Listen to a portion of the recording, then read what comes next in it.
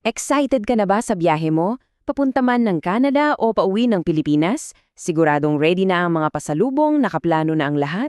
Pero teka muna, may isang bagay na madalas nakakalimutan natin. Isang bagay na parang anino lang sa excitement natin. Yan ang travel insurance. At sa usapan natin ngayon, malalaman mo kung bakit hindi ito extra gastos lang, kundi yung nag-iisang pader na naghihiwalay sa dream vacation mo at sa isang complete financial nightmare. Kasi ito talaga yung tanong, di ba? Sa bawat sakay mo ng eroplano, ano ba talaga ang pinupusta mo? Hindi lang pamasahe yan. Hindi lang yung ilang linggong bakasyon. Ang totoo niyan, may mas malaki kang tinataya. At posibleng ang nakataya dito, yung buong life savings mo. Tingnan nyo yung numero na yan.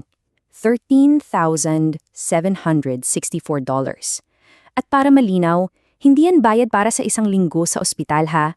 Yan yung posibleng bayaran mo para sa isang araw. 24 na oras lang sa ICU sa Canada kung hindi ka residente. Grabe. Huminga muna tayo ng malalim. Yan yung halaga na kayang ubusin ng ipon ng isang buong pamilya sa isang kisap mata. Okay, so para mas maintindihan natin lahat to, heto yung magiging takbo ng usapan natin. Uunahin natin yung medical bill shock na pwedeng sumalubong sa'yo pagdating mo sa Canada. Tapos, titingnan natin yung panganib na iba naman kapag papunta ka ng Pilipinas. Susuriin din natin yung mga maliliit na letra sa policy na madalas nagiging sanhi ng problema. At syempre, sa huli, bibigyan ko kayo ng isang checklist para bago ka sumakay ng eroplano, kampante ka. Okay, simulan natin sa biyaheng papuntang Canada. Alam mo, ang laging naririnig natin, yung universal healthcare daw. Kaya ang akala ng marami, pagdating doon, libre lahat, safe na. Well, yun pala ang isang malaki at mapanganib na akala. Alamin natin kung ano yung brutal na katotohanan sa likod ng mga medical bill doon. At ito po yung pinaka-importante sa lahat na kailangan nyong tandaan. Yung healthcare system ng Canada, para lang yan sa mga residente nila. Kung ikaw ay turista, super visa holder o kahit naghihintay pa lang ng health card, 100% ng gastos sa iyo babagsak. Walang bawas, walang tulong, ikaw ang sasalo sa lahat. At para mas malinaw yung usapan, tingnan natin tong mga numero. Grabe yung pagkakaiba, isang simpleng punta lang sa emergency room, halos $1,200 na agad. Isang araw sa regular na kwarto, mahigit 3,800. At yung ICU na pinag-usapan natin kanina, tingnan nyo, pag resident ka, nasa 4,500, pag visita ka, tumalon sa halos $14,000. Nakakalula, diba? Yan ang malamig na katotohanan. At para naman sa mga kababayan nating taga-Canada na nanonood, baka isipin nyo, okay lang ako pag ako naman ang bumiyahe. Teka muna, maling-mali po yan. Kasi kahit yung provincial health plan nyo, for example sa BC, ang cover lang yan ay $75 per day para sa emergency sa labas ng bansa. Sa harap ng libu-libong dolyar na bill, ano ang mararating ng $75? Parang patak lang yan sa karagatan ng utang. At kung sakaling lumala ang sitwasyon at kailangan kang ilipad pabalik habang may medical assistance, dito na talaga pwedeng gumuho ang mundo mo. Mahigit $250,000. Isipin niyo yon, katumbas na ng isang bahay at lupa, di ba? Isang lipad lang, pwedeng ubos ang lahat ng pinaghirapan mo. Sige, baliktarin naman natin ang sitwasyon. Paano kung ikaw naman yung taga-Canada na uuwi o bibisita sa Pilipinas? Dito, iba naman ang mukha ng panganib. Hindi na lang tungkol sa mga nakakalulungang hospital bills. May iba pang mga bagay na kailangan mong paghandaan. At itong mga salitang to, hindi to galing sa akin ha. Mismong galing to sa opisyal na travel advisory ng gobyerno ng Canada. Kapag ang gobyerno na mismo ang nagsasabi sa'yo na mag-iingat ng lubos, seryosong bagay yan. Ibig sabihin, yung mga panganib, totoo at kailangan mong paghandaan. So ano ba yung mga risk na to ayon sa kanila? Nariyan yung mga banta sa terorismo at kidnapping, mataas na crime rates. Pero isa sa pinaka-practical na problema, yung limitado nating emergency services, lalo na pag nasa labas ka ng mga malalaking syudad. At syempre, nariyan din ang mga natural disasters na wala tayong kontrol. 20. Yan yung average na bilang ng bagyong tumatama sa Pilipinas bawat taon. Kaya yung proteksyon na kailangan mo, hindi lang para sa kalusugan mo, kundi para sa buong biyahe. Isipin mo, isang malakas na bagyo lang, pwedeng makancel ang flight mo, masira lahat ng plano at syempre, madagdagan pa ang gastos. So, para i-summarize, para siyang salamin talaga.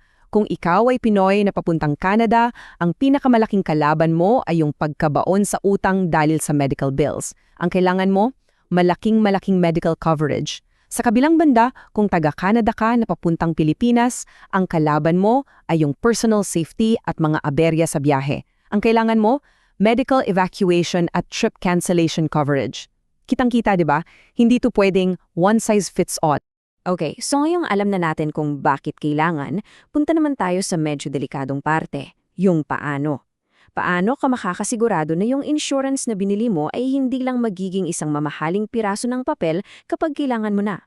Dito na tayo papasok sa mundo ng fine print, kung saan madalas nagtatago ang mga problema.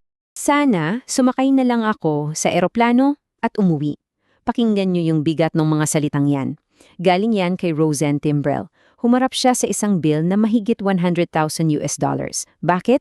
Kasi na-deny yung insurance claim niya. Ang pagsisisi niya, yan ang isang matinding paalala sa atin kung ano talaga ang nakataya. At ano yung dahilan? Isang bagay lang, ang stability clause. Ito yung #1 killer ng mga insurance claims. Napakasimple ng sinasabi nito. Yung anumang dati mo ng kondisyon o sakit, dapat stable yan sa loob ng ilang buwan bago ka bumiyahe. Ibig sabihin, walang pagbabago sa gamot, walang bagong sintomas, walang pending na test results. Dapat steady lang.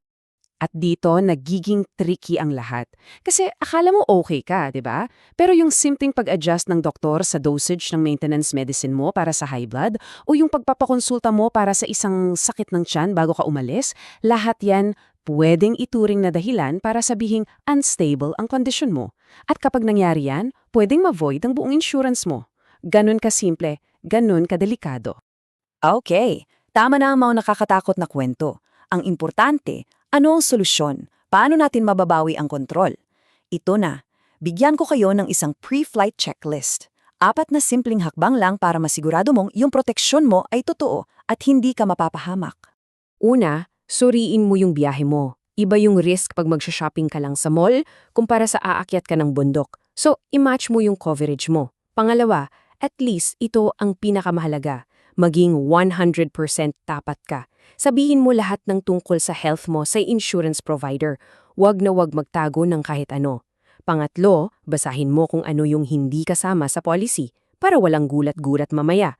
At pang-apat, ang pinaka-practical sa lahat, i-save mo sa phone mo at ilagay sa wallet mo ang policy number at ang 24/7 emergency hotline. Kaya sa huli, iiwan ko sa inyo ang tanang na ito. Yung kaunting perang matitipid mo sa hindi pagkuha ng insurance, sulit ba yan kung ang kapalit ay ang panganib na isugal mo ang lahat ng ipon mo, ang kinabukasan ng pamilya mo? Pag-isipan yung mabuti. Kasi ang tamang desisyon ngayon, yan ang kapayapaan ng isip mo bukas. Itong mahalagang pagtalakay na ito ay hatid sa inyo ng Muneres Financial Services. Para sa karagdagang kaalaman o personal na gabay, huwag po kayong mag-atubiling kontakin sila sa numerong 778-898-3202. I-email sa mansur@muneres.co o bisitahin ang kanilang website sa muneres.com.